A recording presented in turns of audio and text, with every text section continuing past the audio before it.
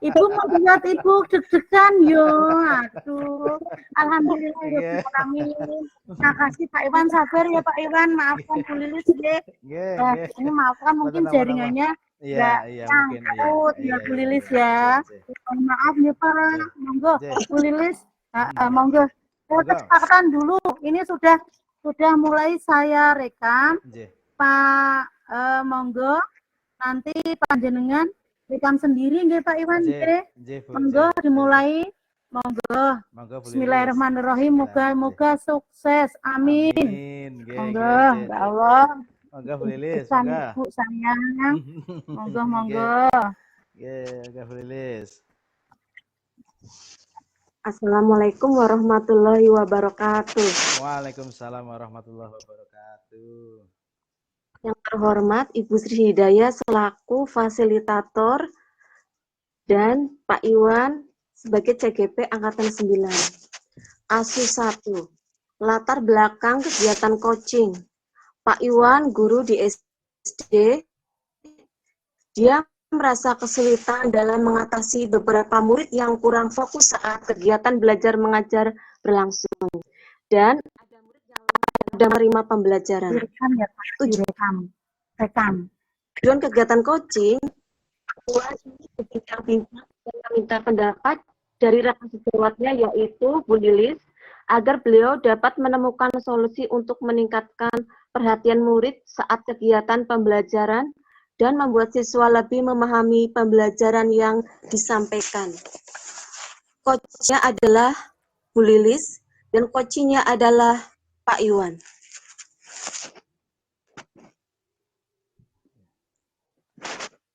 Assalamualaikum Bu Lilis. Assalamualaikum Bu Lilis. Waalaikumsalam. Ya. Bu Lilis, bagaimana kabarnya? Alhamdulillah sehat. Sehat, iya. Maaf Bu, apa ada waktu sebentar buat saya Bu untuk sekedar sharing-sharing Bu? Saya ada mau sharing sedikit dengan Ibu. Tentu saja ada Pak. Ya, terima kasih. Ada apa ya Pak? Begini Bu, saya mau bercerita tentang masalah saya di kelas. Itu ada beberapa anak yang kurang fokus dan ada satu anak yang dia sulit untuk cepat memahami materi Bu. Begitu Bu. Memangnya setelah berbincang-bincang dengan saya, apa yang ingin Bapak harapkan? Ya tentunya saya berharap nanti ada sebuah solusi untuk permasalahan saya ini nantinya Bu, untuk pembelajaran yang lebih baik gitu. Kalau boleh tahu Pak Iwan, masalah apa ya Pak? Jadi begini Bu, ada satu anak di mana dia kalau pas pelajaran di tempat saya, kelas saya itu dia tidak terlalu fokus, dia tidak bisa fokus, dan yang satu lagi dia kurang bisa cepat memahami materi, harus diulang-ulang sampai berapa kali begitu Bu. Jadi agak sedikit apa namanya ya, untuk pembelajaran Ya, komputernya. Iya Bu. Ya lanjutkan Pak. Ya. Jadi mereka itu kurang bisa fokus dalam menerima pembelajaran begitu Bu. Oh, menurut Bapak, apa penyebab murid mengalami kesulitan untuk memahami pelajaran Pak? Kalau menurut saya, kemarin saya tanya sama anaknya, dia tidak sarapan Bu kalau pagi itu. Tidak sarapan kalau pagi, iya. Jadi nggak fokus dia katanya seperti itu. Oke. Dan memang Sebenarnya ya. Berarti ada dua ya Pak? Iya, dan yang satu lagi memang dia memang apa namanya, dia sangat lambat banget itu untuk menerima memahami suatu materi, lambat dia memang ya. Sebenarnya seberapa besar harapan Pak Iwan terhadap murid dalam menerima pelajaran? Ya, harapan saya sih Bu, sebagai seorang guru tentunya mereka bisa fokus, kemudian mereka bisa cepat menyerap materi yang apa yang saya berikan, begitu kan, tanpa ada tekanan begitu kan, tanpa saya mengabaikan apa namanya hak-hak mereka, begitu. Saya pengennya seperti itu Bu. Menurut Bapak, bagaimana langkah Bapak untuk mengatasi permasalahan tersebut? Oke, menurut saya sih untuk yang anak yang belum sarapan, tidak sarapan itu, jadi saya memberikan apa namanya sedikit pengetahuan tentang pentingnya sarapan, sarapan pagi. Kemudian saya apa namanya bekerja sama dengan orang tua untuk selalu mengingatkan anaknya untuk sarapan pagi sebelum berangkat sekolah seperti itu, Bu. Dan untuk yang anak yang kurang dalam pemahaman materinya itu diberikan bimbingan, Bu, beri bimbingan tersendiri seperti itu. Itu rencana yang sangat bagus ya, Pak. Tapi menurut Bapak, bimbingnya seperti apa ya? Untuk bimbingannya seperti pendekatan, saya berencana memberikan materi yang apa namanya mudah terlebih dahulu untuk dia memahami, kemudian saya berikan soal-soal yang menurut apa sesuai kapasitas dengan dia. Yang penting dia bisa mengikuti apa yang nanti diharapkan apa yang ada dalam capaian pembelajaran tersebut, Bu. Okay. Kapan Bapak akan melaksanakan bimbingan tersebut, Pak? Untuk rencananya setelah pembelajaran usai, Bu, setelah jam pembelajaran selesai gitu saya akan mengajak anak tersebut untuk dibimbing apa namanya untuk apa yang dia belum bisa, bagian mana, bagian yang sebelah mana seperti itu. Apa komitmen Pak Iwan untuk rencana ini? Kedepannya saya akan menjalin komunikasi dengan baik dengan kedua orang tua gitu kan, untuk selalu memberikan perhatian lebih kepada anak-anaknya dalam hal apa namanya yang pertama tadi sarapan pagi, kemudian yang kedua dalam hal dia memperhatikan pembelajaran anaknya di rumah seperti itu. Dan kemudian melakukan konsisten melakukan bimbingan kepada anak yang satu anak yang tadi yang masih belum bisa cepat menerima materi seperti itu, Bu. Yang masih kesulitan seperti itu. Menurut Pak Iwan, siapa yang dapat membantu Bapak menjaga komitmen tersebut? Kalau menurut saya sih selama ini teman sejawat ya Bu ya, yang biasanya saya curhat dengan dia, kemudian dia biasanya memberi masukan dan mengingatkan saya seperti itu, teman sejawat. Kemudian mungkin dari peran kedua orang tua dan kepala sekolah seperti itu, Bu, agar selalu mengingatkan saya seperti itu.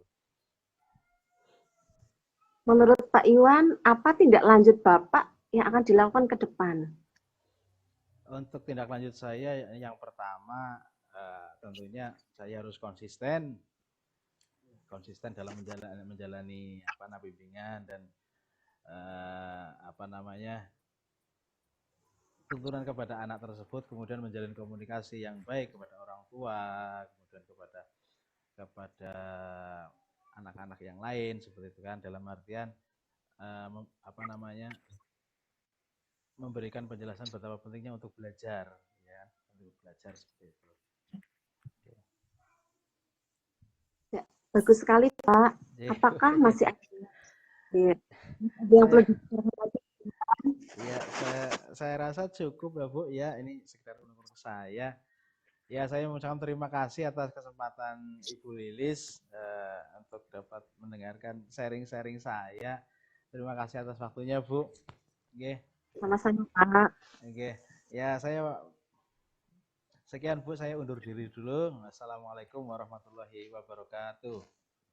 Waalaikumsalam warahmatullahi wabarakatuh.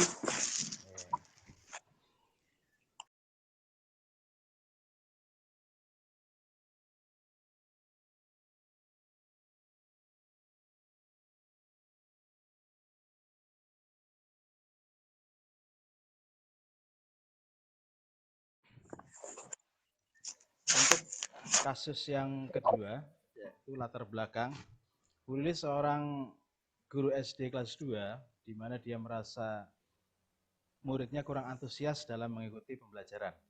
Tujuan kegiatan coaching ini yakni Bu Lilis ingin berbincang-bincang dengan rekan sejawat agar beliau bisa menemukan solusi dari permasalahan apa yang terjadi. Untuk coach, saya sendiri Iwan Siswidiantoro, untuk coachi Ibu Lilis. Dipersilakan. Assalamualaikum Pak Iwan. Waalaikumsalam warahmatullahi wabarakatuh, Bu Lilis. Nampak sehat dan bahagia. Gimana kabarnya hari ini? Alhamdulillah sehat. Iya. Yeah. Bagaimana? Bolehkah saya meminta waktunya sebentar? Oh, boleh Bu. Silakan. Ibu mau bercerita? Silakan. Ibu mau bercerita apa? Silakan. Monggo. Silakan. Boleh. Yeah. Begini Pak, akhir-akhir ini saya merasa murid di kelas saya itu kurang antusias dalam pembelajaran. Kira-kira apa yang diharapkan Ibu kalau terhadap perbincangan kali ini? Saya berharap ada sebuah solusi dalam mengatasi masalah saya ini, Pak. Oke. Menurut Bu Lilis, hal apa saja yang menyebabkan anak-anak ini kurang antusias dalam pembelajaran? Yang saya rasa ya Pak, pertama pembelajarannya terlalu monoton dan membosankan. Saya lebih dominan untuk berbicara dan tidak memberikan kesempatan murid saya itu untuk aktif berpendapat. Oh, oke. Kira-kira apa yang murid-murid Ibu inginkan dalam pembelajaran Ibu? Menurut saya ya Pak, murid-murid saya itu menginginkan pembelajaran yang menyenangkan dan mengasihkan, Pak. Oke, saya sependapat dengan Ibu. Menurut Ibu, apa yang bisa membuat murid-murid itu merasa nyaman, kemudian asik dengan pembelajaran Ibu itu apa? Menurut saya ya Pak, penggunaan sumber pembelajaran yang bervariasi, mengajak murid aktif berpendapat, bisa diselingi game atau ice breaking, Pak. Oh, ya. Oke. Itu kalau boleh tahu sumber pembelajaran yang Ibu gunakan apa saat Ibu mengajar di kelas? Saya hanya biasanya menggunakan buku teks yang ada di perpustakaan, Pak. Oke. Menurut Ibu, adakah sumber belajar lain selain buku teks di perpustakaan? Sebenarnya ada, Pak, banyak. Yaitu menggunakan video pembelajaran, memanfaatkan lingkungan sekitar untuk sumber belajar, atau game interaktif. Oke, bagus itu Bu. Bagus itu sebenarnya. Ya, bagus itu. Jadi apa rencana Ibu ke depan? Kedepannya saya akan merancang pembelajaran yang mengasihkan dan menyenangkan dengan menggunakan sumber belajar yang beragam seperti video pembelajaran, bermain game interaktif, menggunakan alat peraga yang menarik, serta mengajak murid untuk aktif dalam pembelajaran. Oke, bagus ya. Sepertinya asik sekali ya kalau ada pembelajaran dengan menggunakan game interaktif ya. Anak bisa bermain dengan ceria begitu ya. Kemudian mereka bisa melihat video tayangan-tayangan menarik. Jadi mereka tidak bosan gitu ya Bu ya. Jadi mereka asik ya. Seperti itu ya. Oke, bagus itu Bu. Oke, sampai titik ini apa komitmen Ibu terhadap rencana ke depan? Saya berkomitmen untuk selalu membuat rencana pembelajaran yang mengasyikkan, menggunakan banyak sumber belajar dan media pembelajaran, agar murid saya senang dalam memahami materi pembelajaran, dan saya akan serahkan pemilihan sumber belajar itu kepada siswa, Pak. Oke, bagus sekali. Oke, Bu Lilis, Mudah-mudahan semua yang Ibu rencanakan itu berjalan dengan lancar ya Bu ya, sesuai dengan harapan Ibu ya. Ibu bisa mengajar dengan suasana santai, enak, dan anak merasa riang gembira dan tidak membosankan ya Bu ya. Oke. Mungkin ada lagi yang mau kita bicarakan hari ini Bu? Sudah cukup, Pak. Terima kasih Pak Iwan atas waktunya untuk sharing. Oke, sama-sama Bu Lilis. Terima kasih sekali mau sharing bersama saya. Terima kasih. Sehat-sehat ya Bu ya. Semangat terus ya Bu. Ya. Saya undur diri dulu ya, Pak. Ya, monggo, Assalamualaikum. Ya, monggo Bu. Waalaikumsalam warahmatullahi wabarakatuh.